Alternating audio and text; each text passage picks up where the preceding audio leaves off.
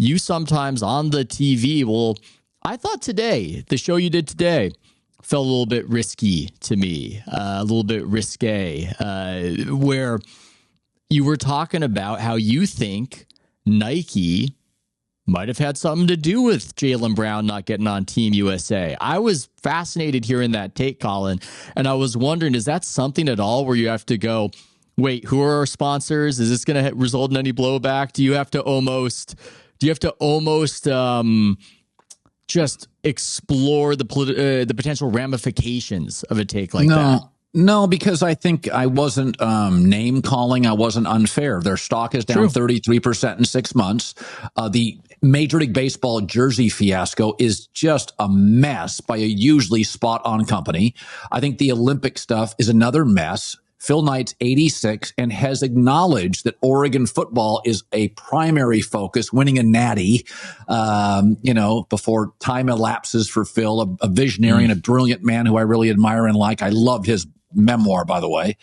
And so I thought it was fair and reasonable. And my theme at the top of today's show, and Rich Paul and LeBron similarly, men love power. Power corrupts. And I thought in both Nike's case with Jaylen Brown and Kyrie Irving and LeBron and Clutch's case with Bronny being drafted, they got in the way of the natural flow of business.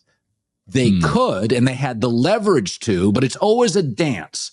And both used the sledgehammer more than a softer touch. And they sort of engineered a different outcome. Bronny probably doesn't get drafted.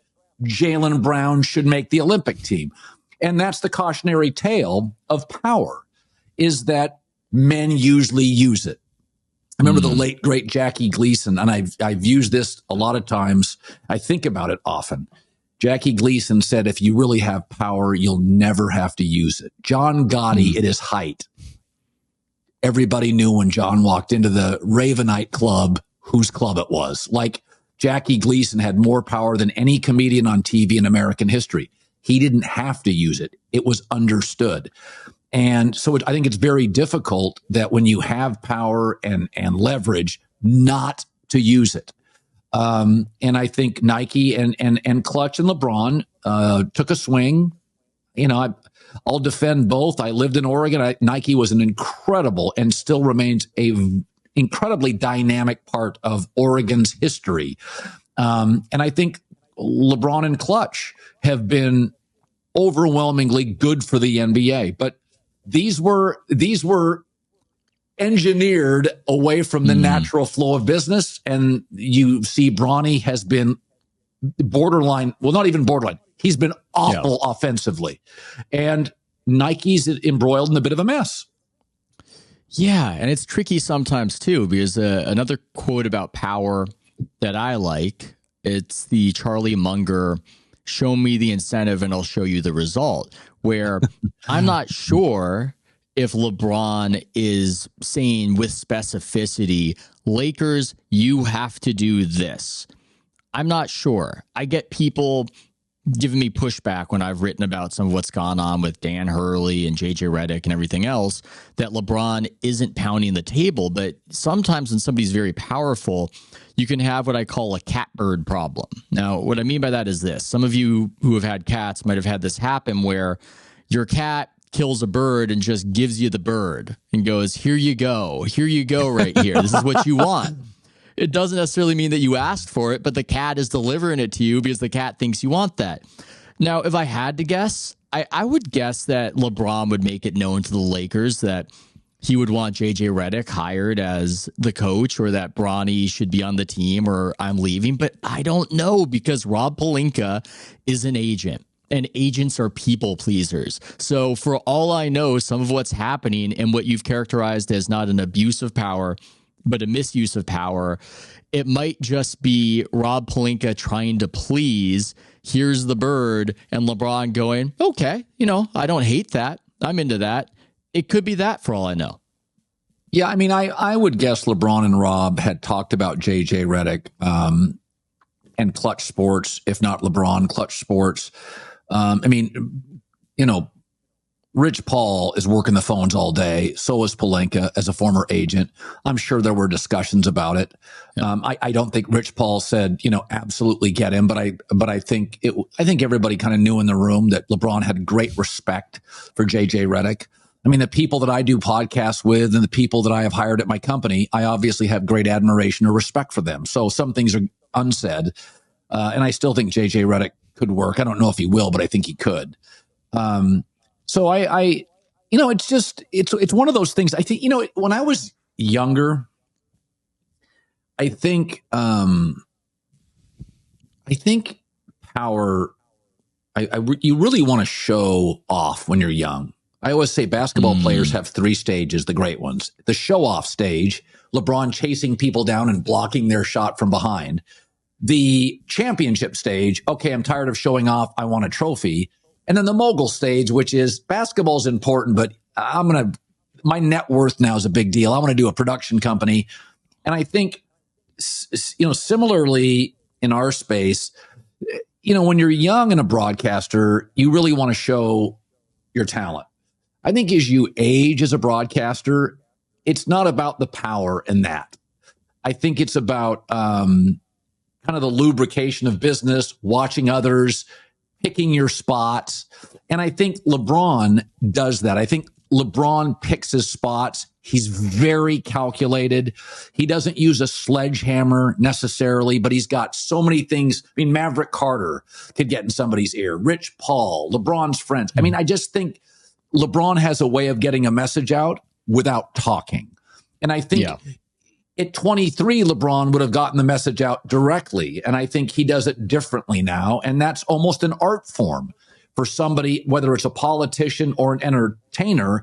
There's an art to it as you grow, and there's almost a sex appeal as you age, delivering the message softly and convincing people to do things without using a hammer. Whereas you feel it's such a red meat tribal thing when you're young to use the hammer if you have any power.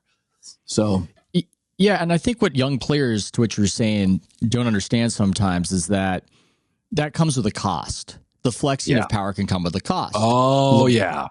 LeBron, I think, is unusual in that it's mostly worked out, that he's assumed so much power in these situations. Yeah. But I don't think Steph Curry could ever have been Steph Curry if he was of that mindset, because there is a value to compartmentalization, because you only do have so much bandwidth. So what does Steph do? Steph goes, Steve Kerr is the coach, and I'm letting Steve Kerr do what he does. The Warriors just lost Klay Thompson to free agency. There was this big discussion reporting about how Klay didn't want Steph to recruit him and bang the table to retain Klay.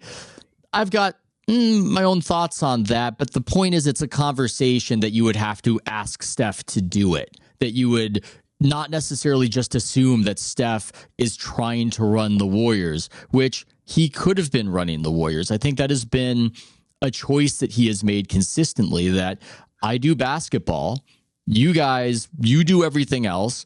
And because I am putting all of my life force nearly into the basketball, I'm going to be a great basketball player. I think some of these guys, they try to be LeBron. They're not LeBron, and they screw up their situations, and they even undermine the very thing that got them the power.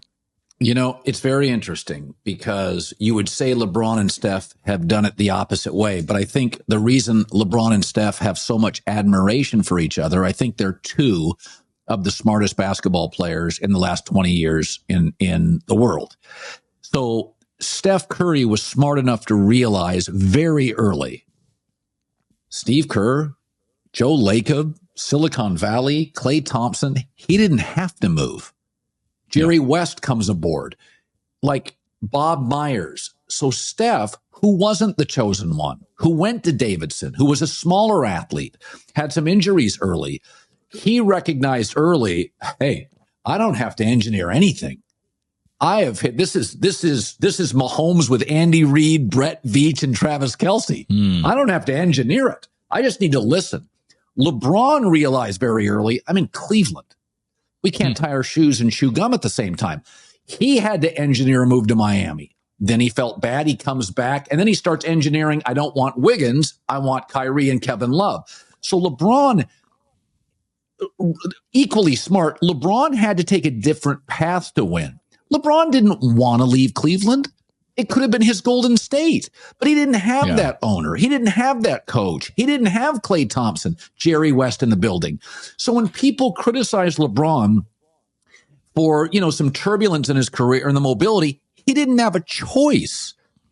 Mahomes, literally, here's the keys to a Mercedes. Josh Allen's almost equally as gifted or more, but he's never had an offensive coach. The offensive line hasn't been as good. They haven't had a consistent run game. He never had a Tyreek Hill. It's been different. So I think one of the things I've had really, really overwhelmingly good bosses and good management. I've known people that are really talented in this business that didn't and got screwed by people.